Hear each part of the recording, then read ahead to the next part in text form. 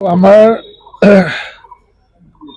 BTC অঞ্চল হিচাপে যিটো আমাৰ সাব চেণ্টাৰ, এই সাব চেণ্টাৰ বিলাকত ডক্টৰৰ অভাৱ হৈ আছে আৰু কিছু ইনফ্ৰাষ্ট্ৰাকচাৰ মানে বেয়া হৈ আছে। এইটো আমি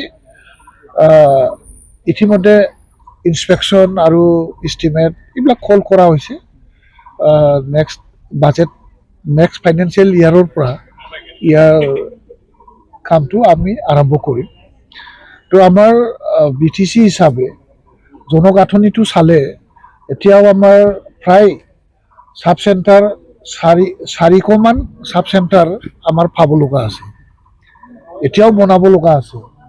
তো এইবিলাক আমি যাতে এটা সাব চেণ্টাৰত ৩,০০০ পপুলেশ্যন লৈ পেলাই এটা সাব চেণ্টাৰ যাতে আমি বনাব পাৰোঁ, তাৰ কাৰণে আমি প্ৰপ'জাল আমি কৰি আছোঁ। আৰু ইতিমধ্যে এই বছৰতো আমি 30 বেডেড হস্পিটেল আমি আপগ্ৰেড কৰা, তাৰপিছত আমাৰ কিছু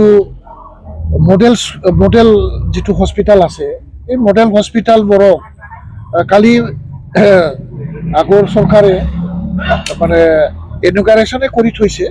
ইয়াত ডক্টৰ নাই, ইনফ্ৰাষ্ট্ৰাকচাৰ কালি বনিছে, কিন্তু ইষ্টাব্লিছমেণ্টটো কৰিব পাৰে। তাৰ এই মডেল হস্পিটেলবিলাকো আমি মানে এক্টিভ কৰিবৰ কাৰণে ইতিমধ্যে আমি ডক্টৰছ, নাৰ্ছ, ষ্টাফ আমি ৰেচনেলাইজেশ্যন কৰি পেলাই আমি এইবিলাক হস্পিটেল খুব সময়ৰ ভিতৰতে আমি ফাংচনিং কৰিবৰ কাৰণে চেষ্টা চলাই আছোঁ। আৰু ইতিমধ্যে অসম চৰকাৰৰ পৰা আমি স্পেচিয়েল ডক্টৰ আমি বিচাৰিছোঁ, আৰু লাহে লাহে অসম চৰকাৰেও স্পেচিয়েল ডক্টৰ দিয়া আৰম্ভ হৈছে। আৰু যিটো আমাৰ জেনেৰেল আমাৰ ডক্টৰ, এই ডক্টৰবিলাকো আমি ৰিকুইজিশ্যন দিছোঁ।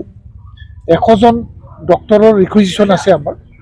এই 100জন ডক্টৰ আৰু আহিলে আমি হস্পিটেলবিলাকক আমি ভালকৈ চলাব পাৰিম। আৰু আমাৰ যিটো মেডিকেল ছাৰ্ভিচ, এই ছাৰ্ভিচটো আমি প্ৰভাইড কৰিব পাৰিম।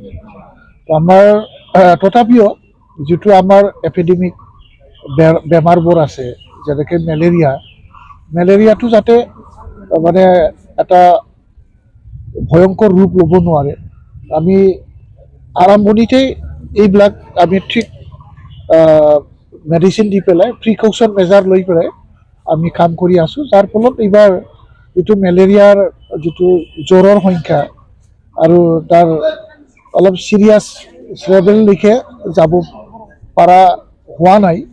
আৰু মেলেৰিয়াটোক আক্ৰমণটো ইমান মানে ৰূপ ল'ব পৰা নাই। ইয়াৰ কাৰণেও কাম কৰি থকা হৈছে।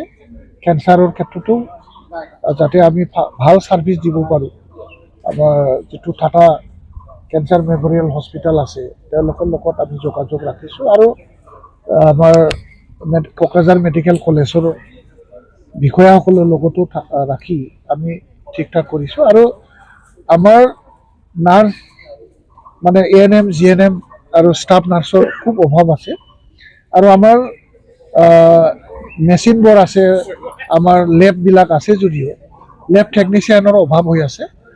তাকে আমি সোনকালে যিটো আমাৰ ভেকেঞ্চি হৈ থকা পোষ্ট, এই পোষ্টবিলাকক যাতে সোনকালে ইণ্টাৰভিউ লৈ পেলাই যাতে এই অভাৱ মানে ডিপ্ল'মা কোৰ্চ যিসকল বৰ্তমানে পৰীক্ষা দিব, তেখেতসকলৰ সোনকালে ছিলেকশ্যন কৰি এই অভাৱটো দূৰ কৰাৰ কাৰণে CSBৰ লগত আমি কথা পাতি আছোঁ। আৰু CSBও ইয়াৰ মানে কিবাটো কৰি আছে, মানে সোনকালে যাতে পৰীক্ষাটো পাতিব পাৰে।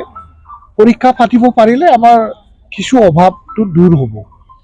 আমাৰ ANM, GNM স্কুল আছে, নাৰ্ছিং কলেজ আছে, কলেজকো আমি আধুনিকৰণ কৰাৰ কাৰণে তেওঁলোকক ভালকৈ মানে যাতে প্ৰেক্টিকেল কৰিব পাৰে, তাৰ কাৰণে আমি স্কুলবোৰত যিটো আমাৰ লেবৰ মানে প্ৰব্লেম বা লেবৰ যিটো শ্বৰ্টেজ, নাটনি, মেচিন যন্ত্ৰ পাতি, এইটো আমি শেষ কৰিবৰ কাৰণে আমি ইতিমধ্যে প্ৰস্তুত কৰিছোঁ।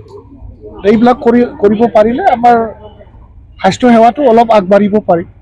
বহুত লেবছ আছে আমাৰ, কাৰণ হস্পিটেলৰো কম আছে আৰু আমাৰ ডক্টৰৰো অভাৱ আৰু আমাৰ ANM GNM ষ্টাফ নাৰ্ছৰ অভাৱ। এই অভাৱটো পূৰণ কৰিবৰ কাৰণে বাৰে বাৰে অসম চৰকাৰৰ লগত আমি আলোচনা কৰি আছোঁ। অসম চৰকাৰৰ পৰাও আমি ভাল ৰেছপন্স পাই আছোঁ আৰু ইতিমধ্যে কেইজনমান আমাৰ BTC এৰিয়াত MD মানে স্পেচিয়েলাইজড ডক্টৰ, বিভিন্ন বিভাগত যিসকল স্পেচিয়েলাইজড ডক্টৰবিলাকক আমাৰ ইয়াত মানে ট্ৰেন্সফাৰ কৰি আমাৰ ইয়াত পষ্টিং কৰাইছে। ঠিক আছে।